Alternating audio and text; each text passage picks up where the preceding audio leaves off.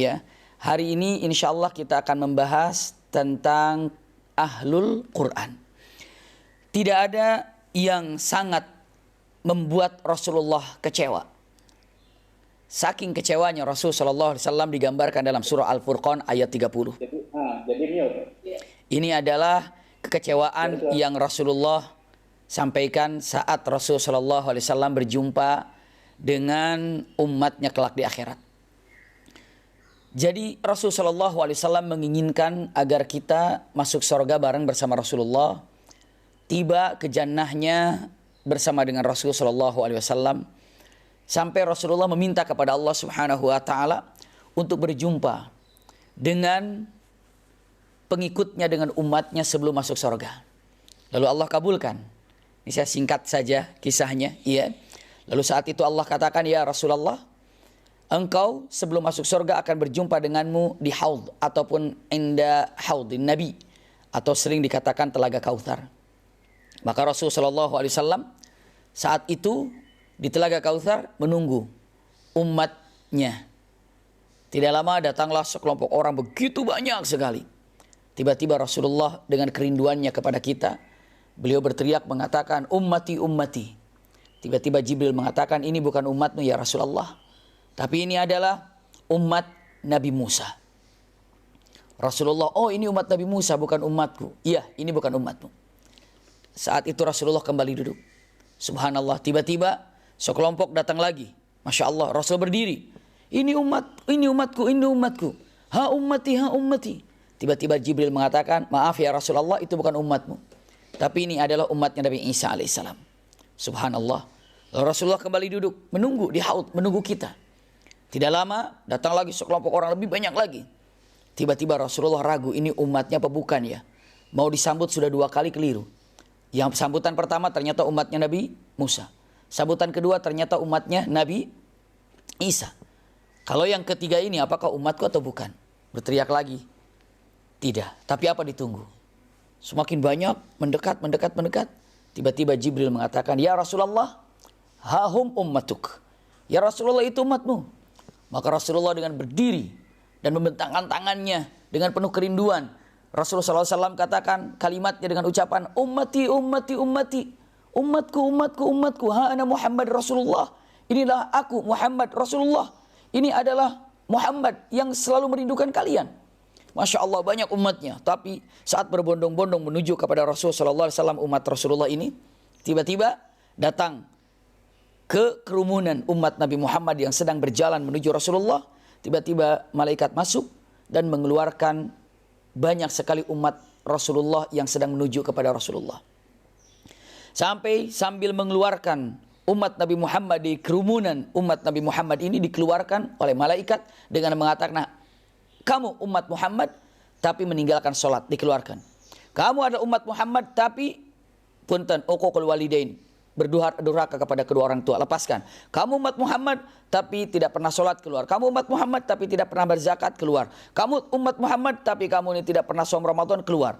Pokoknya yang tadinya banyak umat Rasul sallallahu alaihi wasallam sedang berjalan menuju Rasul sallallahu alaihi wasallam tiba-tiba dikeluarkan satu persatu, sehingga yang sampai kepada Rasulullah tidak seperti yang banyaknya saat Rasulullah lihat.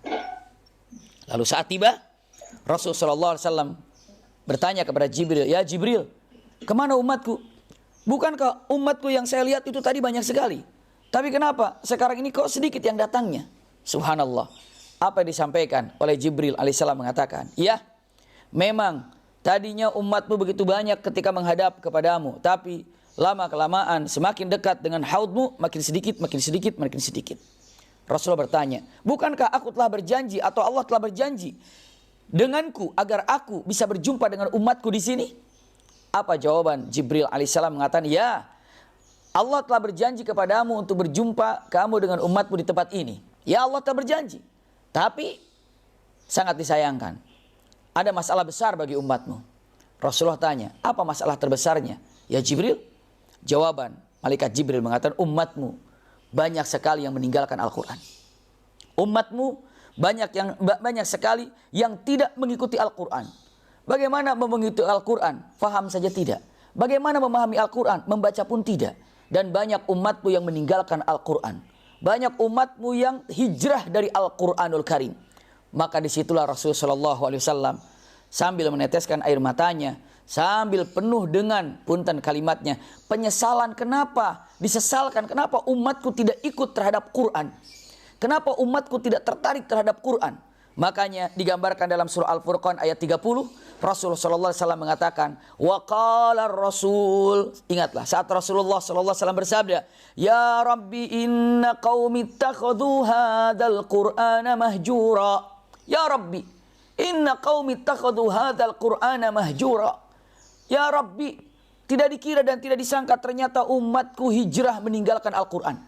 Umatku matanya menjauhi dari Al-Quran. Umatku ternyata telinganya menjauhi daripada Al-Quran. Umatku hatinya jauh daripada Al-Quran. Umatku lisannya jauh daripada Al-Quran. Rabbi inna qaumi ittakhadhu hadzal Qur'ana mahjura. Disebutnya hadzal Quran. Kalau hadza itu berada di tangan.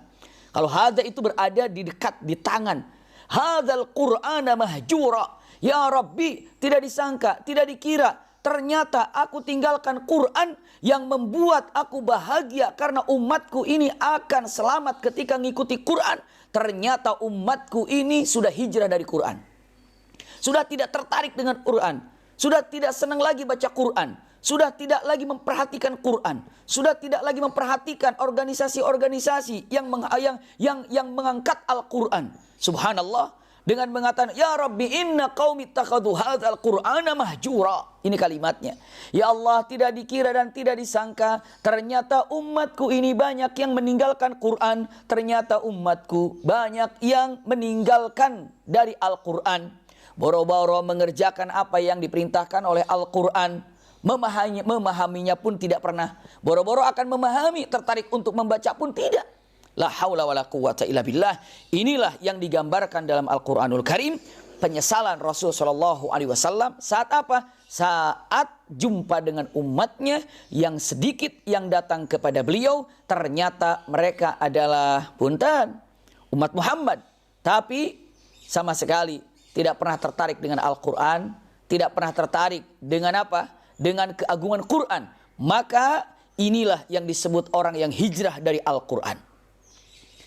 Lawan orang yang hijrah dari Al-Quran pastinya adalah Ahlul Quran. Nah, kita ini ingin menjadi Ahlul Quran. Masya Allah. Siapa sih Ahlul Quran ini? Ada predikat yang sangat tinggi dan luar biasa. Kalau seorang Nabi, Nabi Musa, semua terkenal Nabi Musa. Tapi ada gelar yang khusus diberikan oleh Allah kepada Nabi Musa. Dan gelar ini indah sekali. Namanya Nabi Musa mendapatkan gelar Kalimullah. Artinya adalah seseorang yang diajak bicara langsung oleh Allah. Seseorang yang langsung bicara dengan Allah tanpa Jibril, tanpa turjuman. Jadi beberapa kali Nabi Musa langsung berdialog dengan Allah Subhanahu wa taala. Ini sampai sekarang gelarnya Kalimullah. Nabi siapa lagi? Nabi Ismail alaihissalam itu sangat terkenal. Gelarnya Zabihullah. Sembelihannya Allah. Iya, Nabi Ismail. Nabi Ibrahim terkenal Khalilullah, kekasih Allah. Lalu Nabi Muhammad Rasulullah SAW sangat terkenal juga. Yang disebut dengan, Masya Allah, kata-kata yang indah. Siapa Nabi Muhammad? Habibullah. Hamzah, Asadullah. Selalu terkenal. Iya. Kalau misalnya dengan mengatakan apapun yang dikaitkan dengan nama Allah itu adalah demi kemuliaan yang diberikan oleh Allah kepadanya. Satu tempat dijadikan tempat sholat. Tempat sholat itu kecil, mungil. Tapi karena dikhususkan untuk sholat, maka dikatakan Baitullah, rumah Allah, masjid rumah Allah. Kalau kita, Masya Allah, hari ini kita bisa menjadikan mulia diri kita dengan cara mendapatkan gelar. Apa? Gelarnya adalah keluarga Allah. Keluarga Allah. Mungkin ada yang bertanya, keluarga Allah? Masa Allah punya keluarga? Bukankah Allah ini Al-Fardus Samad? Lam yalid wa lam yulad. Yang kita ketahui Allah ini Esa. Dan Allah ini tidak beranak dan tidak diperanakan.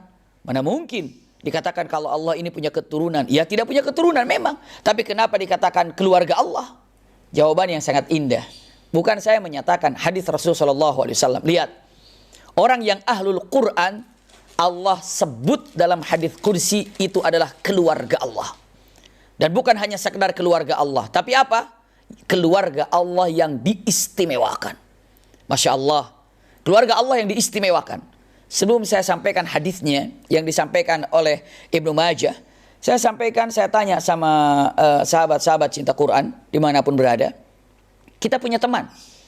Kita ini banyak teman. Tapi ada nggak teman yang diistimewakan? Insya Allah punya teman yang diistimewakan. Kita punya keluarga, punya. Tapi insya Allah ada keluarga yang diistimewakan.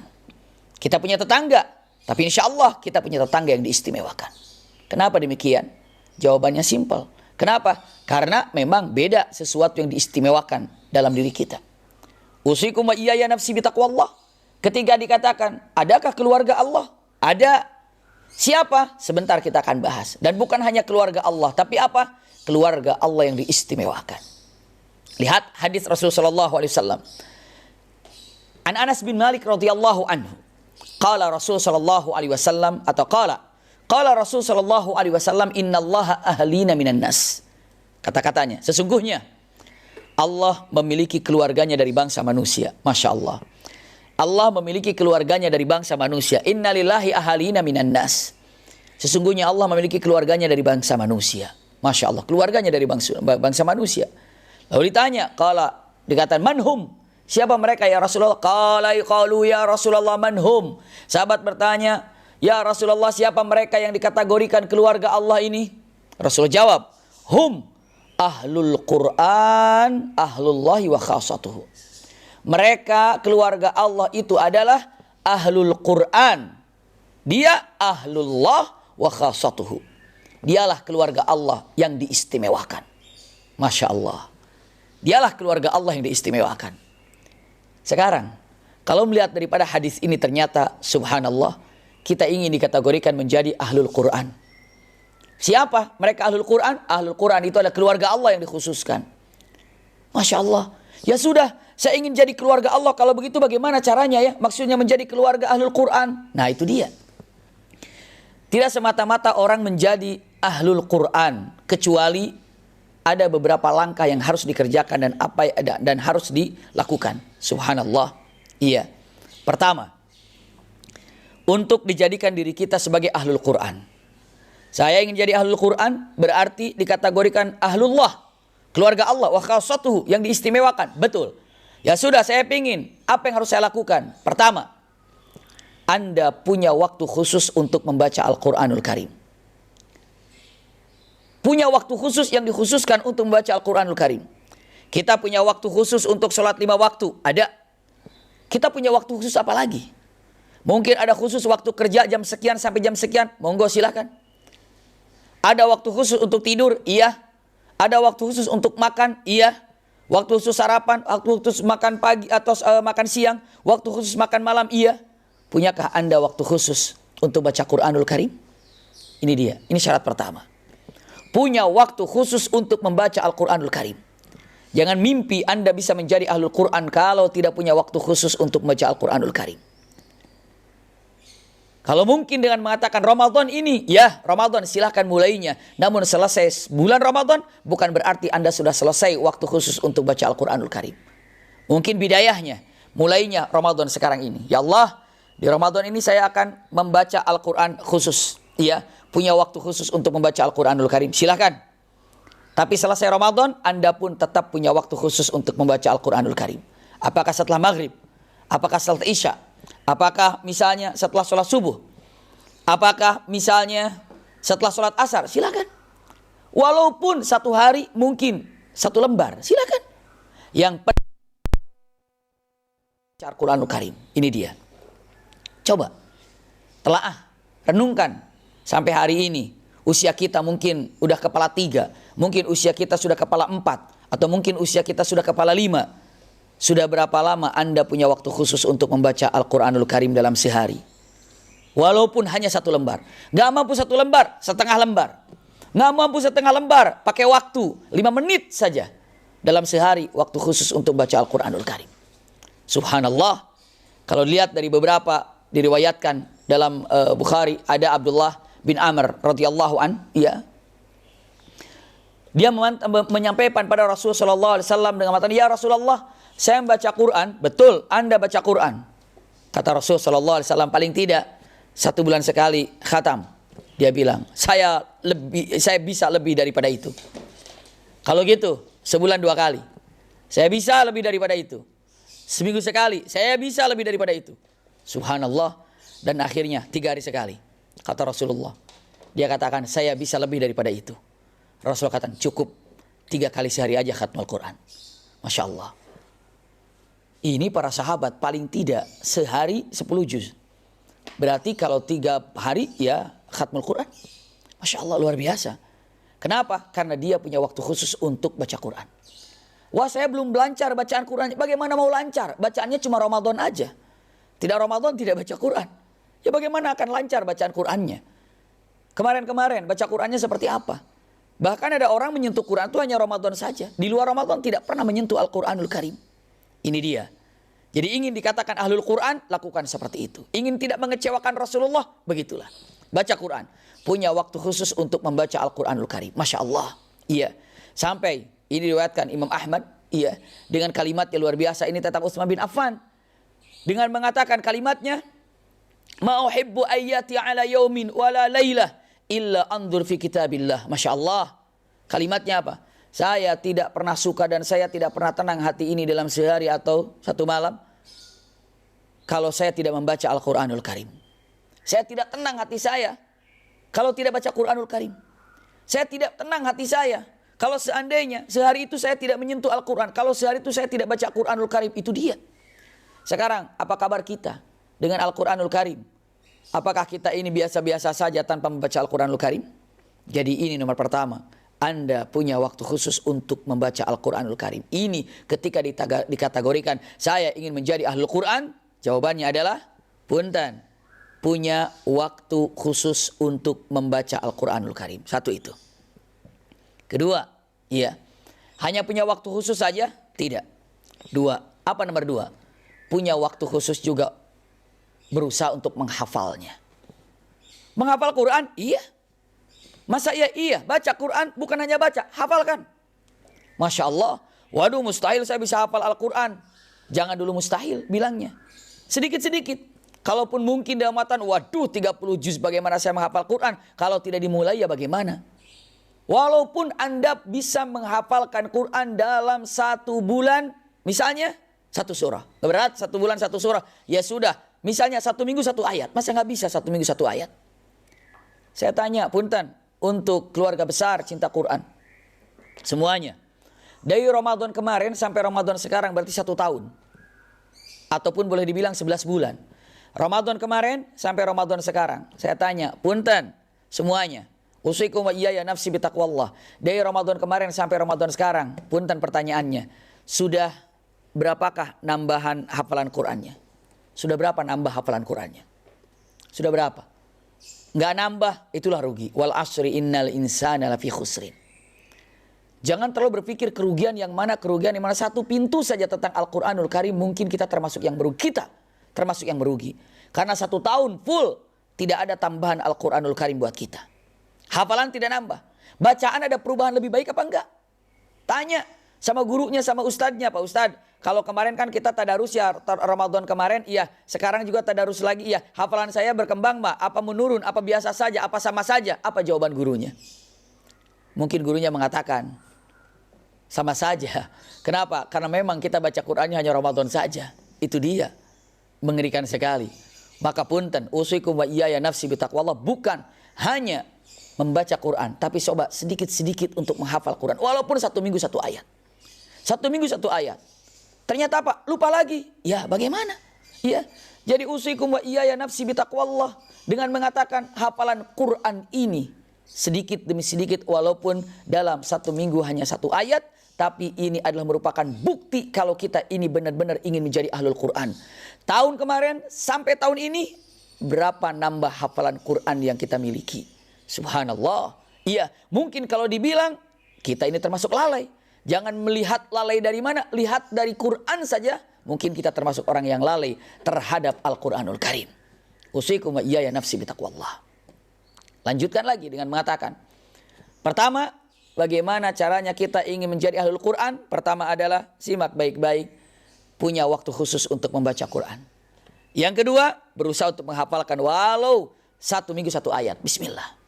Iya, walaupun 1 minggu 1 ayat. Dan ini kelak akan dipertanggungjawabkan kelak di akhirat. Sedikit-sedikit. Selanjutnya yang ketiga apa? Camkan baik-baik. Yang ketiga, memahami Al-Quranul Karim. Punya waktu untuk belajar tafsirnya. Punya waktu untuk belajar Al-Quranul Karim. Bukan hanya belajar membacanya. Kalau baca Quran ya belajar dengan tajwidnya nanti. Belajar dengan makharijul hurufnya nanti. Setelah itu apa? Coba menghafalnya. Kenapa? Karena penting. Setelah menghafalnya Quran baru coba Anda pahami. Kenapa? Saya yakin insya Allah banyak di antara sahabat-sahabat cinta Quran yang sudah hafal Quran beberapa surat. Tapi walaupun sudah hafal insya Allah artinya belum tahu. Kenapa? Karena mungkin lalai untuk mempelajari artinya. Siapa di antara kita yang tidak hafal surat Al-Kautsar? Semua hafal? Semua hafal? Insya Allah. Yang ikut dalam kajian Zoom ini Al-Kautsar hafal semuanya. Inna a'tainakal kautsar fasholli li rabbika wanhar inna syani'aka huwal abtar. Ini surat yang terpendek. Oh, hafal surat Al-Kautsar, saya hafal banget. Bagus kalau hafal, tapi punten pertanyaannya satu saja. Apa artinya abtar? Mungkin bingung semua. Iya, artinya abtar apa ya? Artinya abtar apa ya? Nah tolong, istilahnya lematan Quran itu tolong baca, lalu hafalkan, lalu pahami apa. Pahami dulu yang hafal-hafal saja biar enak ketika jadi imam itu. Jadi biar ketika jadi imam tuh hafal. Ketika jadi imam tuh inna syani'aka huwal abtar. Oh ngerti abtar itu ini ternyata ya. As bin Wa'il ya. Ini dia kenapa dikatakan abtar. Dia tahu sejarahnya, tahu. Iya. Kadang-kadang ketika mengatakan as-samad, apa artinya as-samad ya? Padahal tiap hari kita lakukan. Qul huwallahu ahad. Ya, Allahus samad. Apa artinya as-samad? Mungkin kita nggak tahu apa itu artinya as-samad. Tapi yang jelas, usikum wa iyaya nafsi bitaqwallah, ketika dikatakan as-samad, mungkin kita juga agak bingung apa artinya. Maka tolong fahami Al-Quran. Ketika Anda memahami Al-Quran, maka Masya Allah Anda semakin nikmat dengan Quran. Kenapa? Karena banyak ilmu-ilmu yang luar biasa. Kemarin di pertemuan lalu saya sudah sampaikan tentang yang namanya sejarah Al-Quranul Karim. Iya, ternyata bukan hanya sejarah Al-Quranul Karim. Kalau lihat daripada makna yang ada Al-Quran, Masya Allah, Al-Quran itu mengandung mukjizat secara lafaz dan makna benar. Apabila kita benar-benar memahaminya, Masya Allah, Al-Quran itu lafaznya enak dihafalkan. Maknanya juga luar biasa. Coba ayahanda bunda ataupun sahabat cinta Quran, hafalan Qurannya Masya Allah enak bacaannya. Kenapa? Lafaznya aja enak untuk didengar, enak untuk dibaca, enak untuk dihafalkan. Contoh saja, misalnya Qul a'udzu birabbin nas, malikin nas, semua kan ilahin nas, semuanya nas, Masya Allah, indah sekali. Ya. Atau mungkin fala uqsimu bil khunnas, al jawaril kunnas, wal laili idza as'as, was subhi idza tanaffas. Masya Allah, semuanya indah Al-Quran itu. Was sama'i wat tariq, wa ma adraka mat tariq, an najmu thaqib, in kullu nafsin lamma 'alaiha. Masya Allah, subhanallah, semuanya kalimatnya ya Allah nikmat sekali. Jadi ketika Quran Anda baca, mukjizat lafaznya dan mukjizat maknanya, Masya Allah, fahami Al-Quran itu. Banyak sekali Anda akan menemukan ayat-ayat yang indah, maknanya yang indah, karena memang semuanya indah semuanya. Subhanallah. Jadi yang pertama adalah baca. Berikan waktu khusus untuk membaca Al-Quran. Kapan? Punya juga waktu khusus untuk menghafal. Punya juga waktu khusus bukan hanya untuk menghafal, tapi apa? Memahaminya. Masya Allah. Ini dia. Bukan hanya sekedar waktu khusus untuk memahami, tapi apa? Ambil juga waktu khusus. Untuk apa? Waktu khusus untuk mengajarkannya. Ini nomor 4. Mengajarkan Quran. Masya Allah. Tapi saya nggak bisa ngajar Quran. Siapa yang mesti saya ajari? Punten. Jika Anda tidak bisa mengajari Al-Quran, kenapa? Karena nggak ada orang yang bisa diajari, maka jawabanlah ajarilah diri sendiri. Ajarilah diri sendiri. Maksudnya apa? Anda baca Quran, ketika Anda baca Quran sebenarnya Anda sedang mempelajari Al-Quran. Kenapa? Anda sedang memperlancar bacaan Anda. Anda sedang memperlancar makhraj Anda, memperlancar tajwid Anda. Kenapa? Sehebat-hebatnya orang baca Quran. Ini bukan perkataan saya, perkataan orang para hufadzul Quran, guru-guru kami yang kami sayangi, guru-guru kami yang kami cintai. Mereka itu sudah hafal Quran 30 juz. Sejak kecil dihafal Quran, Masya Allah. Iya. Tapi begitu baca Quran, dia bilang dan mengatakan, tidak ada orang sehebat apapun pastinya kecuali Rasulullah SAW. Iya. Siapapun di antara kita, walaupun kita ceritanya, kita hafal Quran sehebat apapun, lalu baca Quran, insya Allah ada yang namanya bacaan kepleset sedikit-sedikit. Apa panjangnya, apa gunahnya, apanya, segala macamnya. Nggak ada mulus semua bacaannya sama sekali, nggak keliruannya. Subhanallah. Ada aja keplesetnya. Maka punten, ketika Anda ini ingin menjadi ahli Quran, ajarkan Al-Quran. Dan punya waktu untuk mengajarkannya. Tapi saya tidak bisa mengajarkannya. Kenapa? Saya juga belum lancar. Nggak ada yang mesti saya ajari. Anak juga nggak bisa saya ajari. Karena memang jauh. Atau mungkin belum punya anak. Atau mungkin belum punya istri. Atau mungkin belum punya suami. Saya harus ngajarin siapa? Sementara saya juga belum bisa ajari diri sendiri. Bagaimana caranya mengajari diri sendiri? Anda baca Quran sendiri. Dengarkan bila perlu di YouTube banyak, di kaset banyak. Dengarkan baca Qurannya. Maka saat Anda membaca Quran sebenarnya Anda ini sedang, simpan baik-baik, Anda sedang mengajari diri Anda sendiri. Masya Allah. Itu dia khutwatnya. Iya. Itulah khutwatnya. Ulangi lagi. Dengan mengatakan kata-katanya, usikum wa iyaya nafsi bitaqwallah. Pertama, ingin menjadi ahlul Quran. Pertama adalah punya waktu untuk membaca. Ingin menjadi ahlul Quran, punya waktu untuk menghafal. Walaupun sedikit-sedikit. Dan mungkin lupa lagi, gak apa-apa. Tapi Anda usaha. Biar tidak lupa bagaimana, terus dijadikan bacaan Quran ketika kita sholat. Bukan hanya itu, punya waktu untuk apa? Memahaminya. Masya Allah, ada pelajaran-pelajaran tafsir. Bukan hanya itu lagi, punya waktu untuk mengajarkannya. Masya Allah. Jadi saat Anda ini punya kesempatan yang sangat indah dalam keadaan begini, luar biasa. Iya. Pegang 4 ini. Nanti ada yang nomor 5-nya sebentar. 4 ini fokuskan. Baca, hafalkan, fahami, Masya Allah. Lalu apa? Kerjakan apa yang ada dalam Al-Quranul Karim. Ini dia. Iya. Punten. Di nomor terakhirnya adalah kerjakan apa yang ada dalam Al-Quranul Karim. Kerjakan. Iya. Kalau tadi yang nomor 4 ini, kalau disimak, punya waktu khusus untuk membaca. Betul. Punya waktu khusus untuk menghafal. Benar. Punya waktu khusus untuk memahaminya. Siap, bagus. Iya. Punya waktu khusus untuk mengajarkannya. Tapi yang nomor 5 ini bukan punya waktu khusus. Tapi apa? Semua waktu untuk mengerjakan apa-apa yang disampaikan oleh Al-Quranul Karim. Amalkan Al-Quranul Karim. Masya Allah. Amalkan. Amalkan Al-Quranul Karim. Tidak ada waktu khusus untuk mengamalkan Quran. Nggak ada. Pagi, siang, sore, amalkan Quranul Karim. Masya Allah. Maka punten, dalam kenyataan Al-Quranul Karim ada firman Allah Subhanahu wa Ta'ala. Mudah-mudahan bisa dipahami oleh kita semuanya.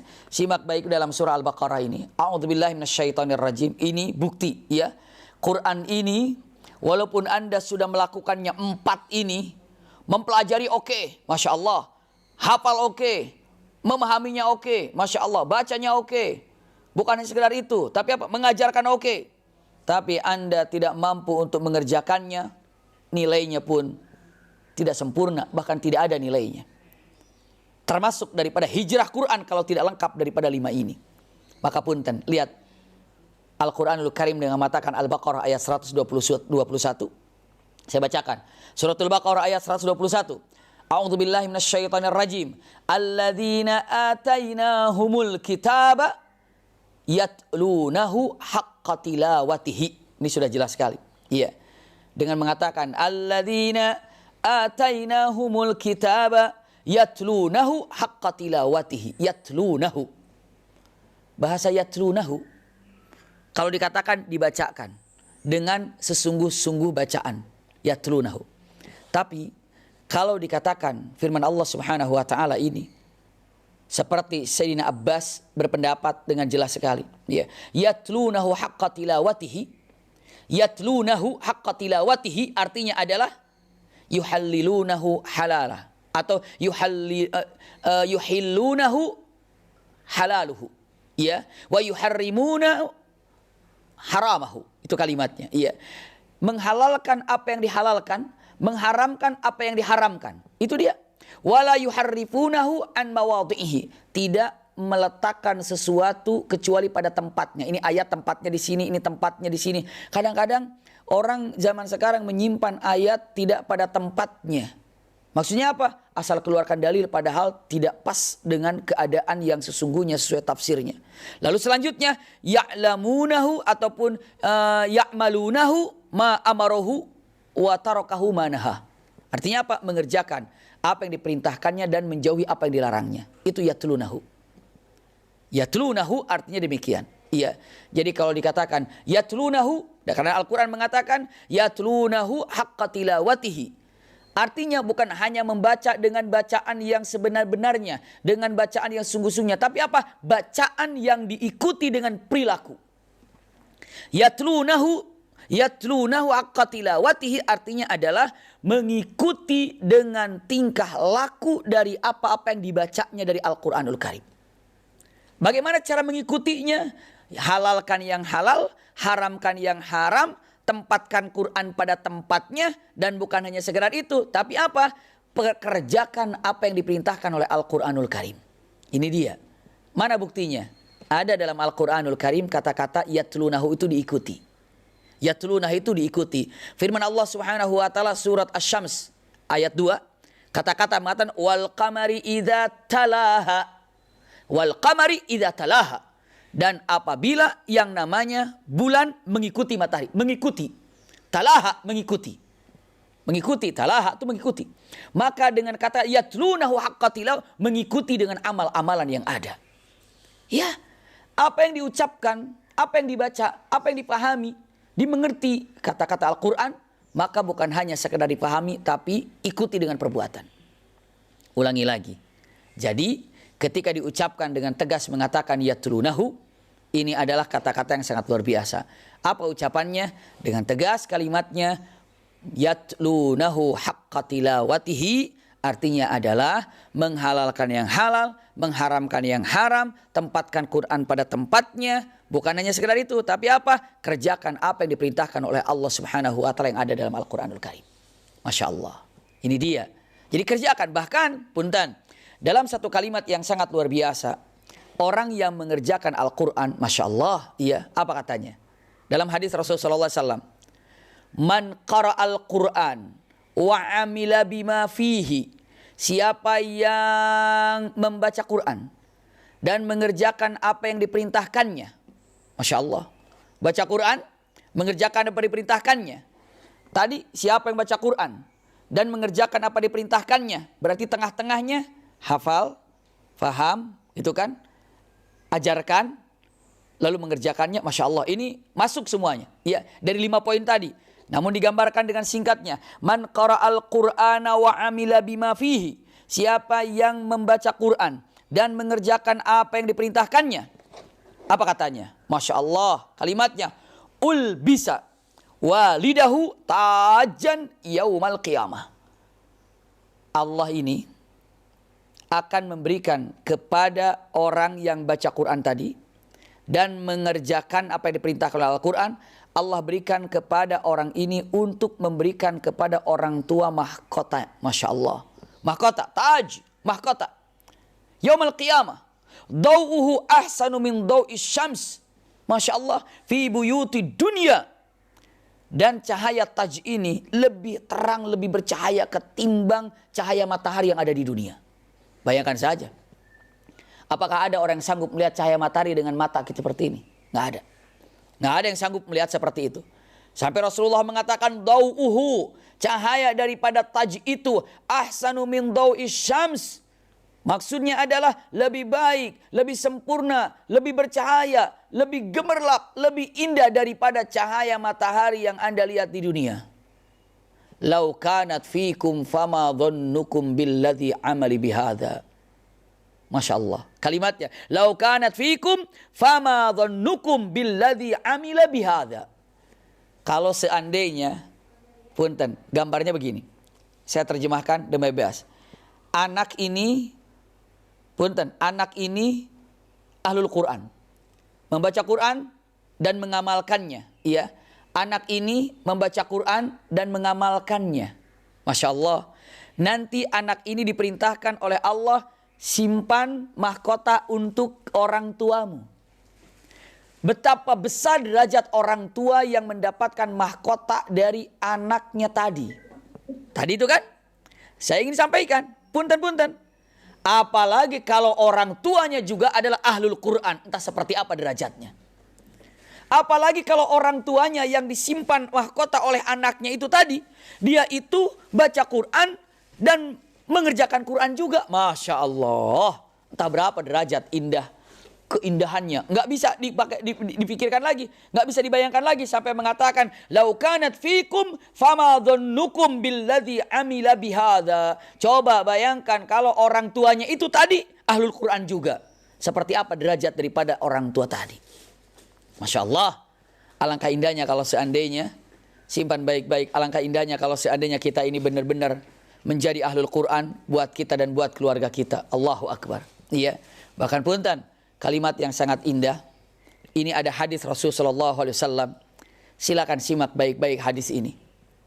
Iya, hadis ini diriwayatkan oleh Imam Ahmad, Tirmidzi, wa Ibnu Majah, wa Darimi tentang hadis ini. Walaupun kata Tirmidzi mengatakan hadzal hadis hasan gharib. Iya.